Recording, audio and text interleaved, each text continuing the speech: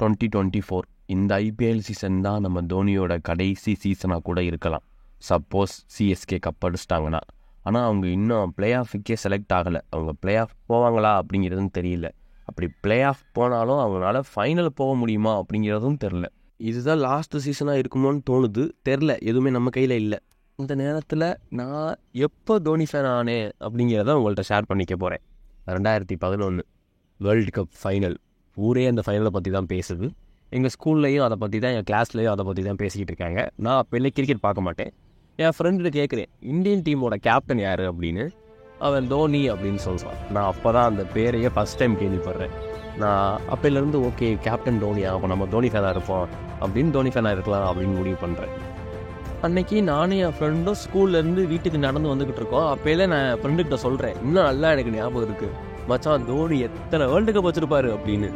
ஆனால் அப்போ டிவியை பார்த்தா தான் தெரியுது இந்தியா வேர்ல்டு கப் ஜெயிச்சு 28 வருஷத்துக்கு மேலே ஆயிடுச்சுன்னு அப்படின்னு. 2011 நான் ஃபுல் மேட்ச் பார்க்கல. ஃபஸ்ட் இன்னிங்ஸ் பார்க்கவே இல்லை. செகண்ட் இன்னிங்ஸில் கொஞ்சம் பார்த்தேன். கடைசியாக தோனி 6 அடித்து முடிச்சு வச்சதை பார்த்தேன். அதுக்கப்புறம் எல்லோரும் சச்சினை தூக்கி வச்சுட்டு கிரவுண்டை சுற்றி வந்தாங்க, அது பார்த்தேன். அப்புறம் ஊரெல்லாம் வெடி வெடித்தாங்க, அது ரொம்ப சந்தோஷமாக இருந்தது. அதே 2011 ஐபிஎல்லில் சென்னை சூப்பர் கிங்ஸ், நம்ம ஒரு டீமு, அந்த டீமோட கேப்டன் யாரான்னு பார்த்தோம்னா அங்கேயும் தோனி. அப்போ நம்ம தோனி ஃபேன் தான்டா அப்படிங்கிற முடிவுக்கு வந்தாச்சு. அந்த 2011 லீக் மேட்சும் பார்க்கல. அதுலேயும் ஃபைனல் மட்டும்தான் பார்த்தேன், சிஎஸ்கேக்கோ ஆர்சிபிக்கோ. அதில் ஒரே ஒரு பால் தான் இப்போ வரைக்கும் எனக்கு ஞாபகம் இருக்குது. என்னன்னா, அஸ்வின் கிறிஸ்கையில் அவுட் ஆக்குவார். அந்த பால் மட்டும் தான் ஞாபகமே இருக்குது, வேறு எதுவுமே ஞாபகம் இல்லை.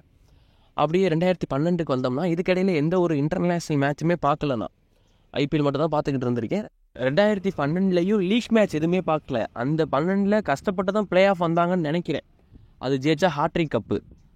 அந்த 2012 எலிமினேட்ரு சிஎஸ்கேக்கும் எம்ஐக்கும் நடக்குது. அந்த மேட்ச்சு தான் நான் ஃபுல்லாக பார்த்த ஃபஸ்ட்டு மேட்ச்.